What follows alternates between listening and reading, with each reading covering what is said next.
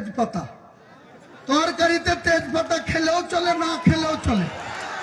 মমতা ব্যানার্জি মন্ত্রিসভায় ববি হাকিম বাদে যে কটা আছে, ওই তাজমুল বলেন, সাবিনা ইয়াসমিন বলেন, আকরুজ্জামান বলেন, গোলাম রব্বানী বলেন, আর সিদ্দিকুল্লাহ বলেন, সব কটা তেজপাতা, একটার কোনো কাজ নেই।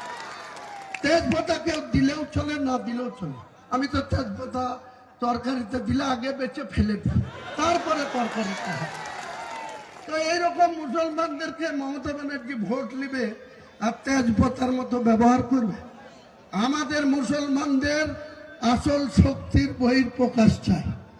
গোটা বাংলায় 4,26,00,000 মানুষ মুসলমান, 11.5 কোটির মধ্যে।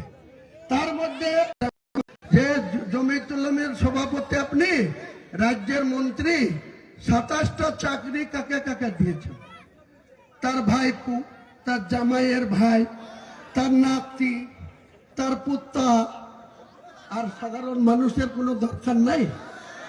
তুমি মন্ত্রী হয়েছ, প্রথমে তো ঝাঁটা খেয়েছ মঙ্গলকোটে, 2016-তে মঙ্গলকোটে দাঁড়িয়েছিল, সেখানকার মহিলারা ঝাঁটা লাঠি দিয়ে তাড়িয়েছে, দিয়ে বর্ধমানের মন্তেশ্বরে এসছে, মন্তেশ্বরে এবার এই 6 মাস আগে ঝাঁটা লাঠি খেয়েছে। তার কার্যকলাপের জন্য ঝাঁটা লাঠি খাচ্ছে। শুধু মুসলমানদেরকে ইউজ অ্যান্ড থ্রু। আপনি যে নবী সাহেবের বেশে সুন্নত রেখে আপনি মুসলমানদের পাশে দাঁড়াবেন না।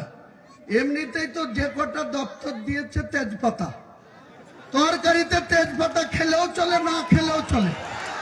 মমতা ব্যানার্জি মন্ত্রিসভায় ববি হাকিম বাদে যে কটা আছে, ওই তাজমুল বলেন, সাবিনা ইয়াসমিন বলেন, আকরুজ্জামান বলেন, গোলাম রব্বানী বলেন, আর সিদ্দিকুল্লাহ বলেন, সব কটা তেজপাতা, একটার কোনো কাজ নেই। তেজপাতা কেউ দিলেও চলে, না দিলেও চলে। আমি তো তেজপাতা তরকারিতে দিলে আগে বেঁচে ফেলে দিই, তারপরে তরকারিতে হয়। তো এইরকম মুসলমানদেরকে মমতা ব্যানার্জি ভোট নিবে আর তেজপাতার মতো ব্যবহার করবে। আমাদের মুসলমানদের আসল শক্তির বহিঃপ্রকাশ চাই। গোটা বাংলায় 4,26,00,000 মানুষ মুসলমান, 11.5 কোটির মধ্যে।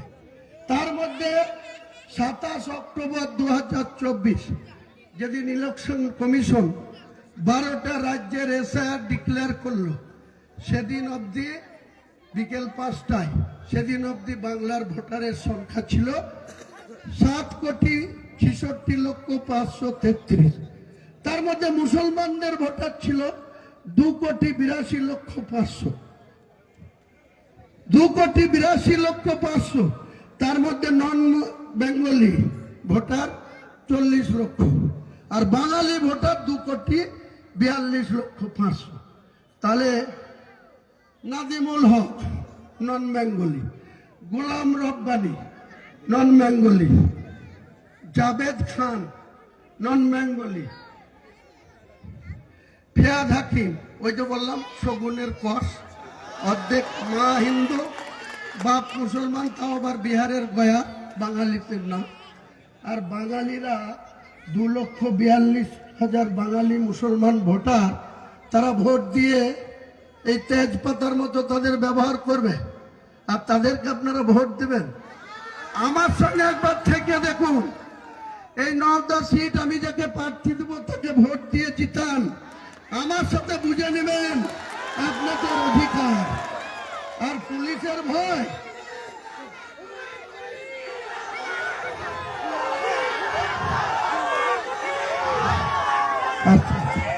হুমায়ুন কবির, হুমায়ুন কবির, বাংলার গর্ব হুমায়ুন কবির।